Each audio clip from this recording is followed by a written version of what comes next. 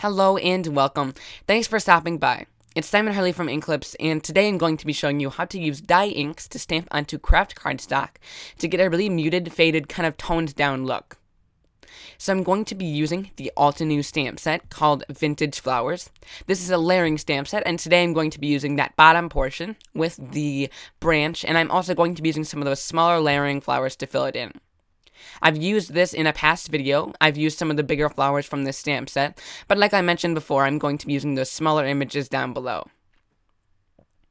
So I'm starting out with some khaki Simon Says stamp ink, and I'm going to be inking up this large branch stamp.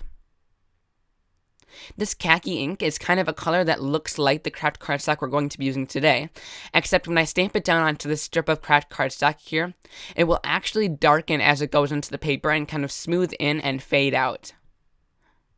Then I'm going to be using some dark chocolate ink, once again from Simon Says Stamp, and I'm inking up this branch, and I'm going to offset it and stamp it down right over that. This will make it look like that darker branch has a little bit of a light tan shadow to it. I'm next going into cotton candy ink, and I'm stamping down all of these little flower images. I am using the darkest, most filled in flower image to do the lightest color here. And like I mentioned before, the ink will seep into this kraft cardstock because it is a darker color than white, and it will make your colors of your ink pad look a little bit darker than they actually are.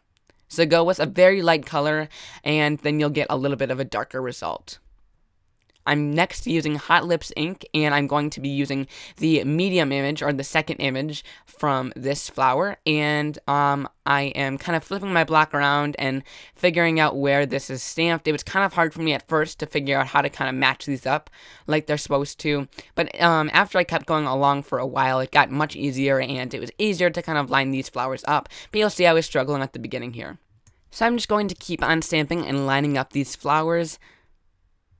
It gives a really cool effect after I'm done, and I love this technique with stamping on kraft with your dye inks. I've done many videos with kraft cardstock because it's such a versatile tool using your inks, but today it's really fun to kind of get this muted look, and I haven't really tried this yet before. So now I'm using a larger flower, and I'm using the Malibu ink, once again using the most solid filled in image.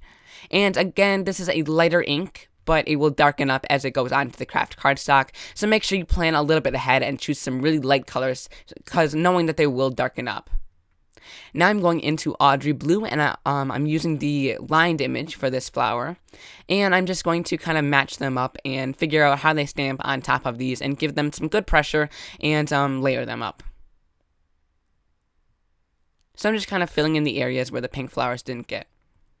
Now lastly, I'm going in with my smallest flower here, and I'm using some lemon chiffon ink from Simon Says Stamp. I'm going to fill in all of the areas that were left open with the gaps from all those bigger flowers, and I'm just going to kind of fill those in where there's any space on this card. Now I'm using some sunshine ink, and I'm using a little bit of a smaller stamp. This is like a little dot stamp that came in the stamp set.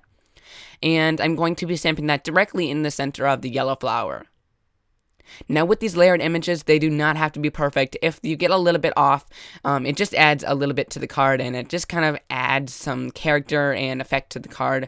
It doesn't have to be perfect. You just want to make sure that you get right over top of that image so you can see through your clear stamp.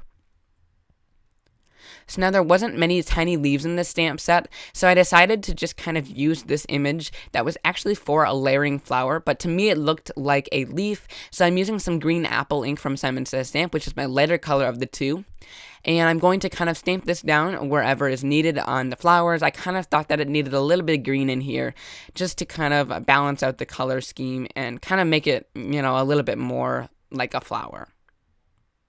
So I'm just adding some leaves here and there wherever I think that they need a little bit more green. And then I'm going to be using the green leaf ink after I'm done stamping down these leaves. I'm going to use some green leaf ink, which is my darker color. And I'm using a more filled, or I'm using a kind of secondary image here, which is more of a lined image. And I'm just stamping that down. It will just add a little bit of shadow to these leaves and give a little bit more depth and dimension to this whole piece. So you guys can see that using some stamps that weren't actually meant to be leaves in the stamp set was, it kind of turned out in the end to be really cool.